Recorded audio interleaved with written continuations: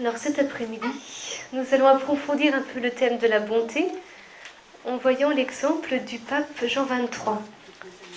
Comment a-t-il vécu de la bonté, de ce fruit de l'esprit, puisque c'était c'était un des traits de caractère importants qu'on lui a reconnus à la fin de sa vie. Voilà. Donc on va voir un peu comment ça s'incarne chez lui, ce qu'il était, et puis ce qu'il a lui-même écrit un peu comme règle de vie, ce qui s'est un peu fixé dans sa vie. Plusieurs fois, je ne sais pas si vous savez, il y a un livre qui est sorti après sa mort qui s'appelle Histoire d'une âme. Et en fait, dedans, sont récapitulés un peu tous ses écrits spirituels, ses livres de retraite. Ouais. Ouais, c'est ça. Ouais. Ah non, Journal d'une âme, pardon. Journal d'une âme, pardon. Excusez-moi, je suis en train de me dire, oui, ça ressemble. Non, c'est Journal d'une âme. Ouais, non. C'est très proche et pour ça je mélange les deux. Et donc, Journal d'une âme. Et on voit un peu depuis petit, depuis qu'il a commencé le petit séminaire et tout ça, pendant ses retraites spirituelles, il écrivait un peu, il se donnait des consignes, un peu il se fixait des objectifs et tout ça. Donc on voit un peu, il raconte aussi certains événements importants dans sa vie, comment il les a vécus. Et notamment, on a aussi son testament spirituel, pas mal de choses comme ça sur lui. Donc c'est intéressant. Et il y a des photos aussi dedans qui sont très intéressantes. Il y en a une par exemple où on le voit en tablier. C'était quand il était nonce apostolique en France. Il y a un jour, il a été aider les petites sœurs des pauvres, je crois que c'était pour Noël, avec 2 autres prêtres amis à lui. Et donc on le voit en tablier blanc, prêt pour le service. Donc c'est beau quoi. Ouais, c'était vraiment quelqu'un de contact, très simple. Alors, le pape Jean XXIII, c'était vraiment un homme d'unité et de paix. C'est un peu ce qui est ressorti vraiment très fort chez lui. Et il dit de lui-même, justement dans son journal, que quand il était jeune, il était un bon garçon innocent, un peu timide.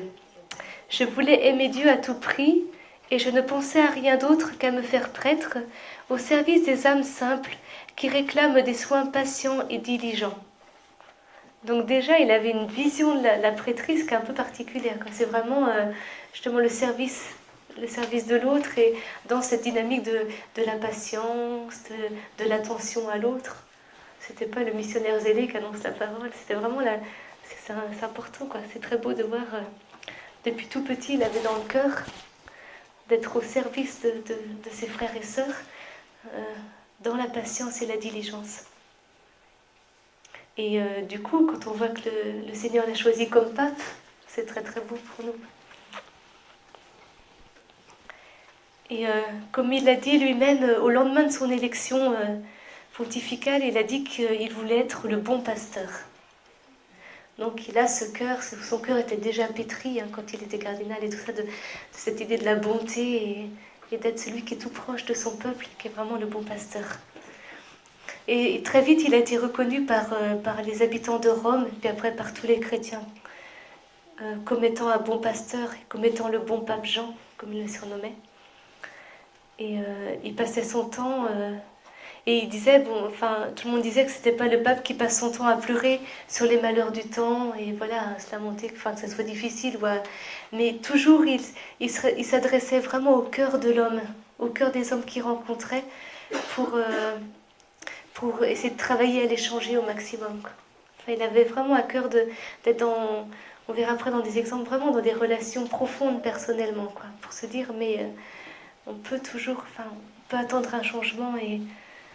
Et c'est le cardinal Poupart qui a fait une homélie à Notre-Dame à Paris sur le pape Jean XXIII qui expliquait ça, qui disait que très fort, pendant longtemps, il exprimait lui-même, donc le pape Jean XXIII, qu'il avait ce désir de rencontrer l'autre et de travailler les cœurs, vraiment pour qu'ils changent et puis pour voir le bon naître.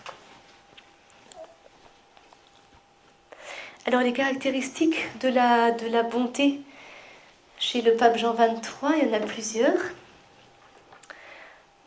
Il y a justement cet aspect qui est très fort chez lui de la simplicité et en même temps du contact et du respect. C'est-à-dire quand il rencontrait quelqu'un, tous les hommes qu'il rencontrait étaient vraiment simples avec eux, d'un grand respect pour l'autre.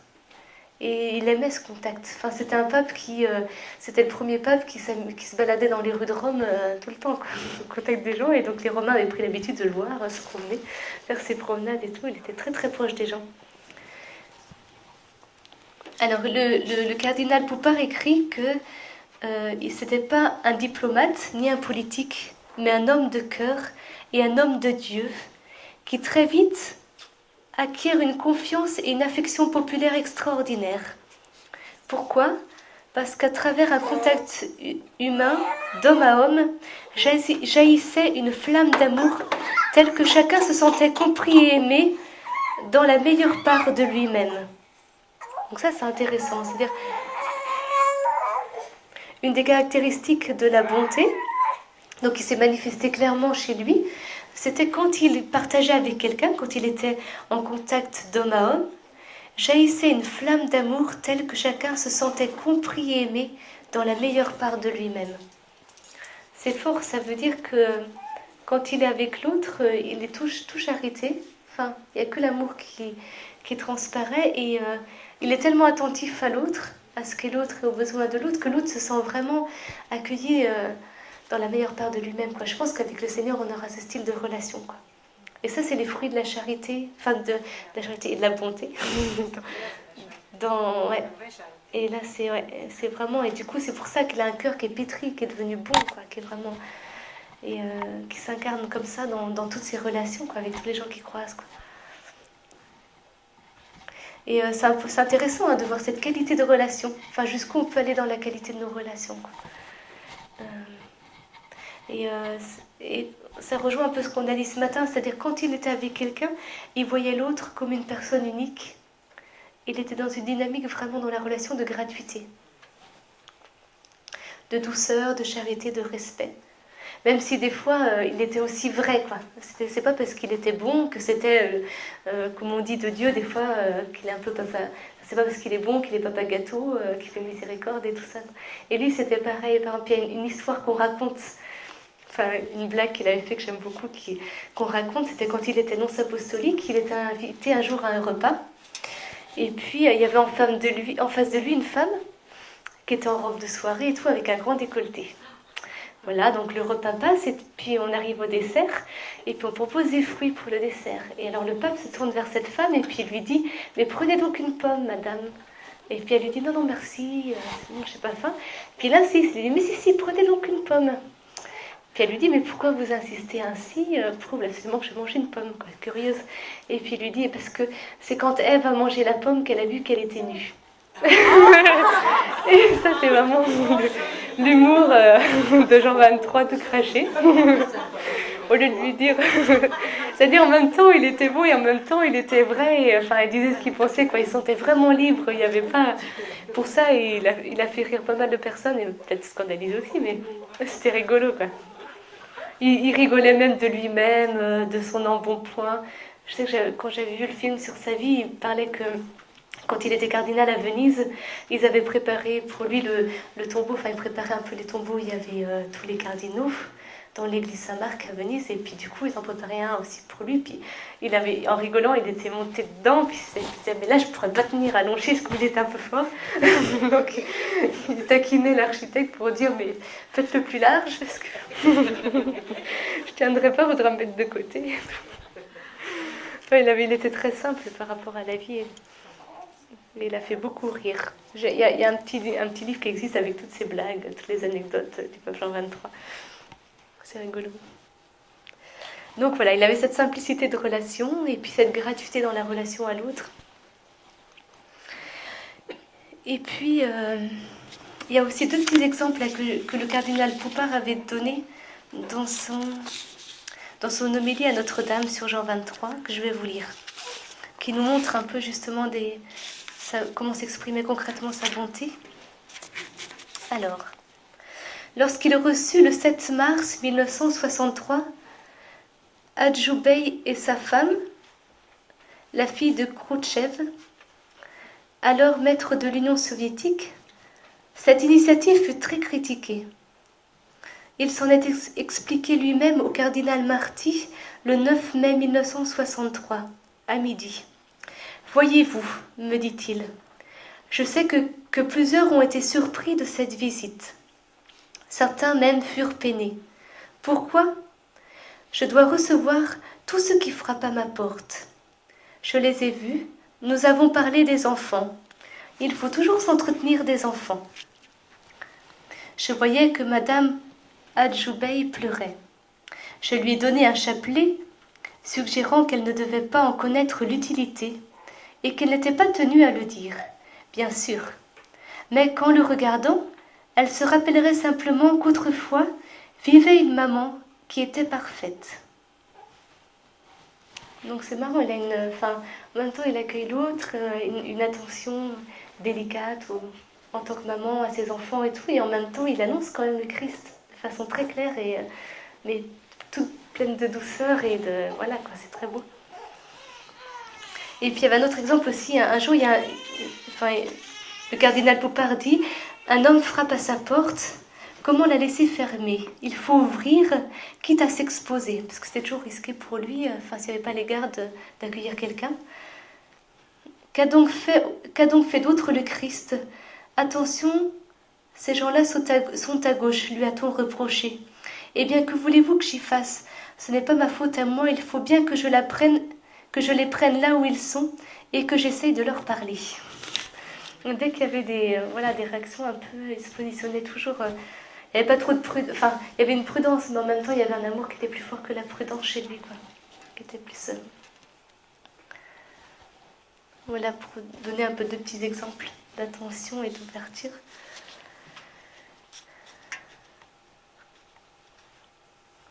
Alors, on disait aussi de lui, justement, comme je vous disais dans la blague tout à l'heure, qu'il y avait un peu une malice gentille chez lui.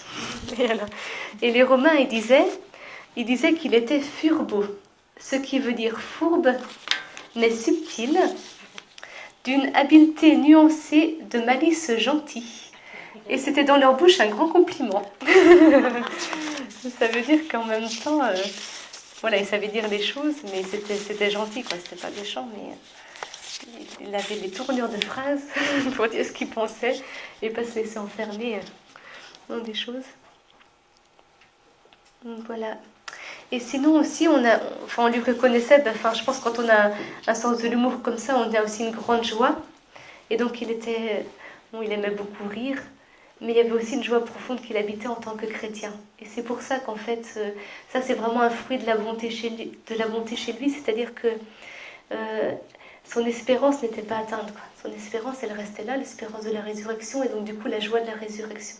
Et même si en tant que pape, il devait porter plein de choses, son espérance, elle n'était jamais atteinte. Son espérance profonde, quoi. Il en parlait souvent, il le redisait souvent. Ça me fait penser à une autre anecdote aussi qu'il raconte, c'est que il était tellement simple, et même tellement simple avec lui-même, et tout qu'un jour il dit, je crois que ça faisait 2 ou 3 semaines qu'il était pape, et puis il se réveille un matin avec plein de préoccupations à l'esprit, de choses qui s'étaient passées, qu'il avait à régler et tout ça. Et il y pense, et puis il se dit, il faut absolument que j'en parle au pape. Et puis, au bout de 3 minutes, il dit, ah mais le pape c'est moi. Et après il dit, bon, faut vraiment que j'en parle avec l'Esprit Saint là, hein, parce que... Il était tellement simple que ça lui... Il était, par rapport au protocole de Rome, il a fait changer plein de choses et puis il n'était pas du tout figé dedans, quoi.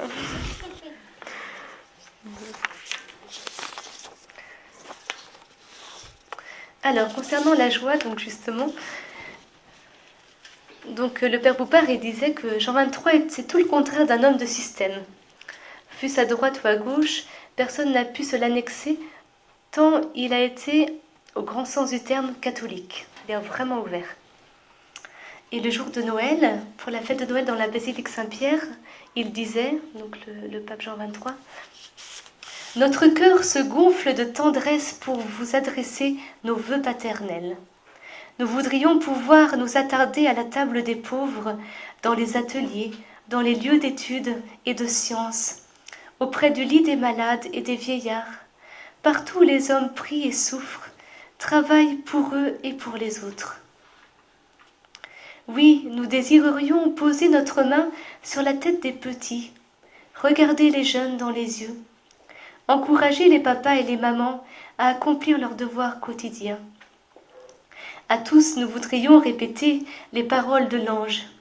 Je vous annonce une grande joie, il vous est né un sauveur. Avec ces mots tout simples, Jean, successeur de Pierre, redisait au monde la grande joie, la joyeuse nouvelle toujours jeune. Le Seigneur nous aime et nous sommes appelés à l'aimer, à nous aimer. Et donc on voit justement, c'est beau de voir la façon dont il pense vraiment quand il fait ses vœux à chacun. Et il y a ce désir profond qu'il avait dès le début de sa prêtrise est toujours resté, d'être là au service, avec patience et douceur de ceux qui ont le plus besoin de lui, de ceux qui ont le plus besoin d'attention.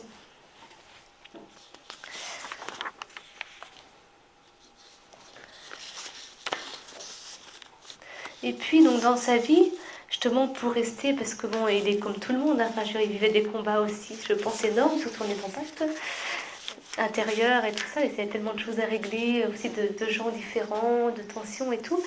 Et donc, il avait vraiment à cœur la paix. Comme on l'a dit au début, c'était d'abord un homme d'unité et de paix, donc un homme de relation, et un homme qui chérissait la paix, qui considérait la paix comme un trésor et comme capital. Et donc il s'était fixé un peu 4 piliers, 4 conditions de la paix qui étaient importantes pour lui et qui reméditait et voilà, qui l'entraînait. Donc voilà, je vais vous les donner. Donc pour lui, ces 4 exigences-là, c'est les 4 exigences précises de l'esprit humain. C'est-à-dire la vérité, la justice, donc c'est là qui prennent des notes, la vérité, la justice, l'amour et la liberté. Pour lui, c'était les 4 conditions essentielles de la paix.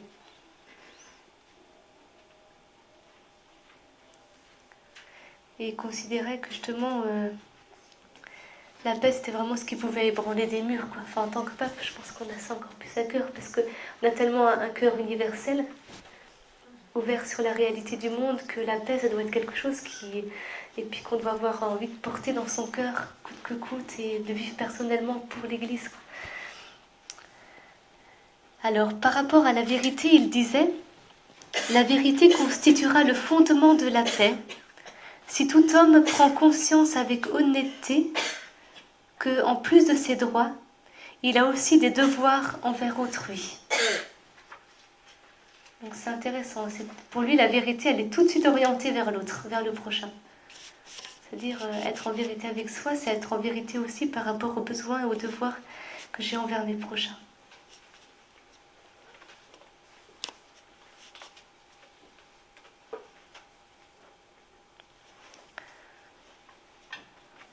Et donc c'est le fondement, quoi. D'avoir conscience avec honnêteté. La vérité.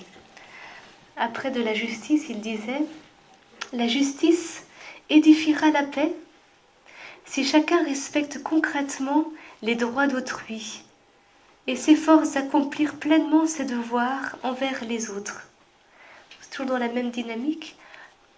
Donc la vérité, c'est le fondement et la justice, elle édifie la paix.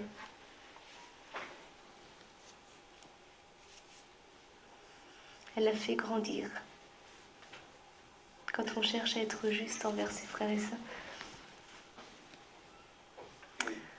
Après, donc il disait de l'amour, que l'amour sera ferment de paix si les personnes considèrent les besoins des autres comme les leurs propres et partagent avec les autres ce qu'elles possèdent, à commencer par les valeurs de l'esprit. Donc l'amour, c'est vraiment le partage pour lui. L'amour, c'est vraiment équivalent au partage et à la communion, c'est-à-dire reconnaître ses besoins comme ceux des autres, enfin les autres comme les siens. Ne pas s'oublier, enfin ne pas non plus nier ses besoins, mais vraiment voir les autres autour de soi, quoi. Pas être tout ça dans...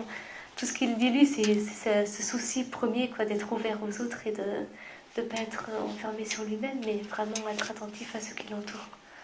Donc l'amour pour lui, c'est le ferment de la paix. Et la liberté, enfin, La liberté nourrira la paix et lui fera porter du fruit. Si, dans le choix des moyens pris pour y parvenir, les individus suivent la raison et assument avec courage la responsabilité de leurs actes. Donc ça veut dire que la paix sera un fruit si je fais un choix libre pour la paix. Si je choisis librement, du coup, la paix que je veux vivre et les moyens que je mets en place pour parvenir à cette paix, et même si ça me coûte, ça va pouvoir porter un fruit concret parce que ce sera un choix libre dans mon cœur.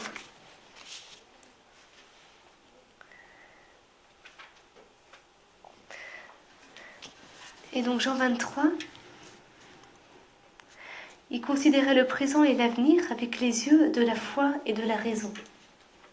Ce qu'on disait ce matin par rapport à la bonté, d'un seul coup la bonté elle nous fait regarder le monde autrement.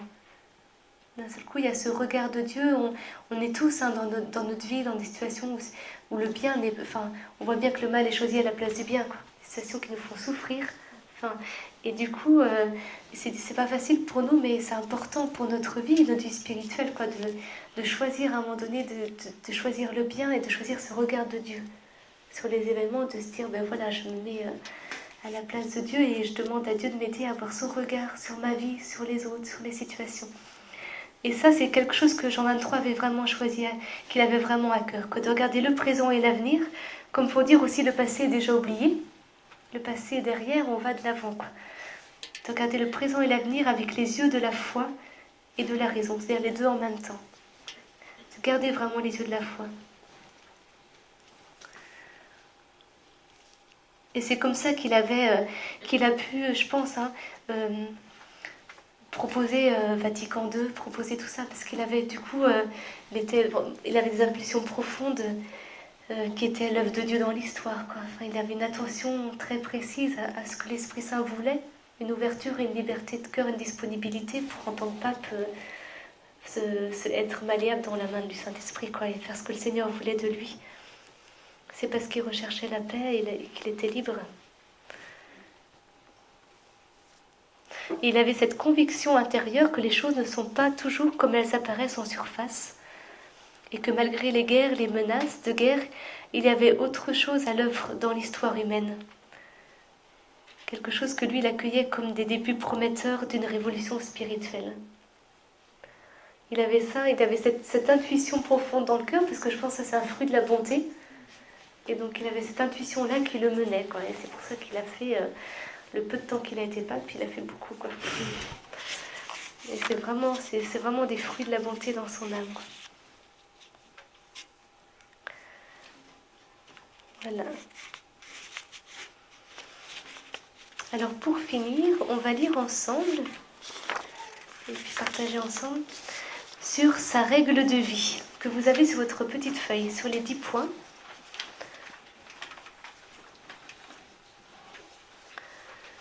Je ne saurais pas vous dire, je n'ai pas cherché à quel moment exactement il l'a écrite.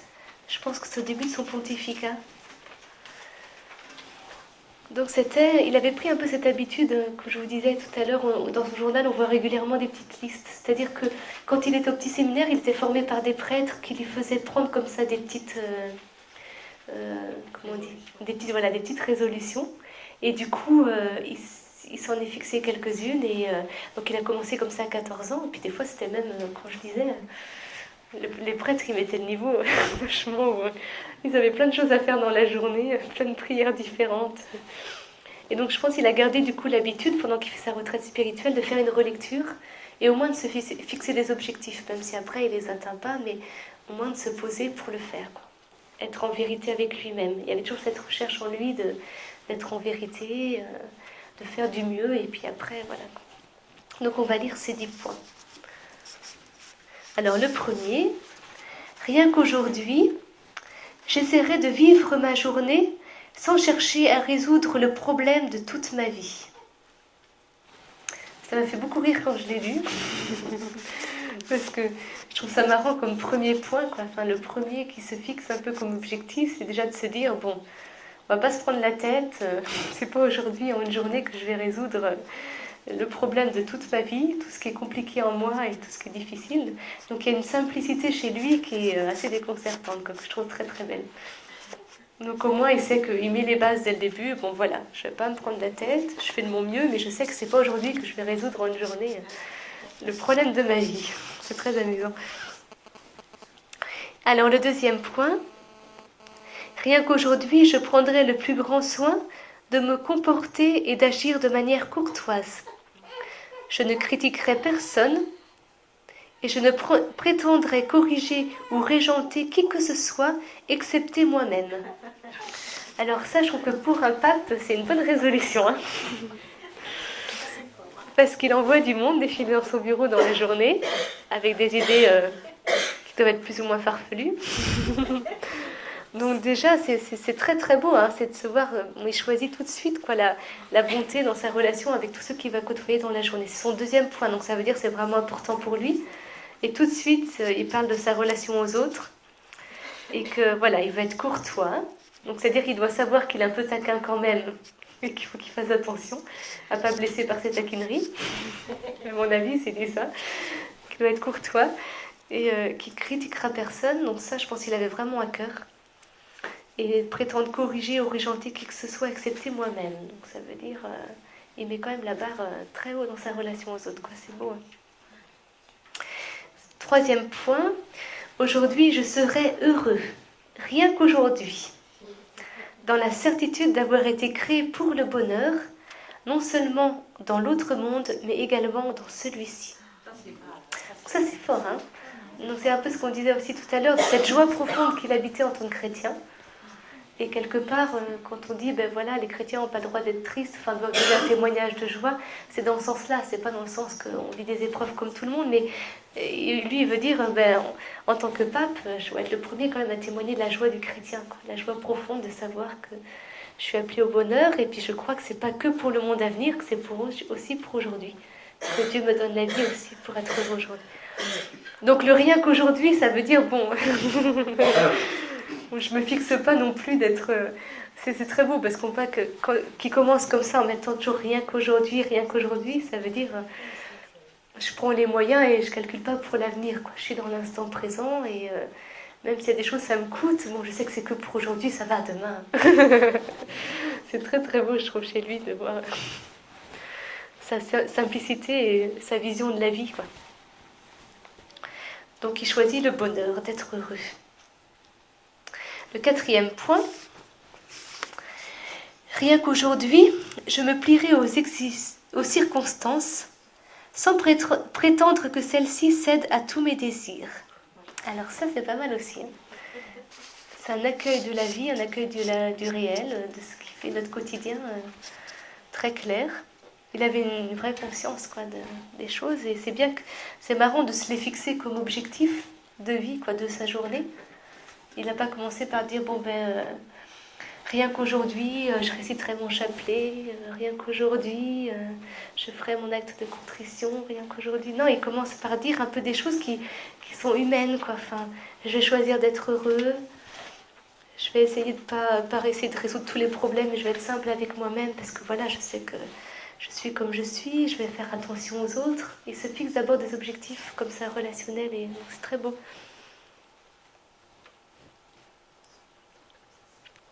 Alors le cinquième point, rien qu'aujourd'hui, je consacrerai 10 minutes à une bonne lecture, me rappelant que comme la nourriture est nécessaire à la vie du corps, de même la bonne lecture est nécessaire à la vie de l'âme. Donc là, il parlait de lecture spirituelle. Enfin, toute sa vie, on voit un peu dans ses écrits depuis petit qu'il a été éduqué comme ça à lire un peu tous les jours, à avoir une lecture spirituelle. Donc ça, je trouve ça aussi... un signe de bonne santé spirituelle et humaine, quoi, de se dire mais c'est important et je me pose quoi, pour lire au moins 10 minutes, un quart d'heure pour nourrir mon âme. C'est plein de bon sens hein, ces petits points et ça fait du bien de voir que quelqu'un qui était pape s'est fixé de tels objectifs. Alors au sixième point, rien qu'aujourd'hui je ferai une bonne action et je n'en parlerai à personne. Donc ça c'est beau, c'était vraiment un moyen d'exercer notre charité, hein. C'est-à-dire notre cœur il a besoin pour pas qu'il se fige un peu trop, Il a besoin qu'on se laisse aimer, mais en même temps, on fasse aussi des actes de charité qui nous coûtent un peu des choses un peu gratuites. Et comme ça, notre cœur, il grandit et il se fiche pas, quoi. Donc, c'est des petites choses qui sont très importantes, en fait. Le 7e point. Rien qu'aujourd'hui, j'accomplirai au moins une chose que je n'ai pas envie de faire. Et si on m'offense, je ne le manifesterai pas. Donc ça rejoint un peu le 6e pour la première partie. Faire au moins une chose que j'ai pas envie de faire. Enfin, je pense pas parce que quand c'est une bonne action, on a de la joie de faire une bonne action, quoi. Mais ça rejoint un peu cette dynamique un peu d'une ascèse dans la charité envers le prochain. Mais c'est marrant qu'il associe tout de suite les deux, quoi. Et si on m'offense, je ne manifesterai pas. C'est drôle qu'il n'ait pas fait un autre point dessous pour dire, mais qu'il ait rapproché les deux choses ensemble, quoi.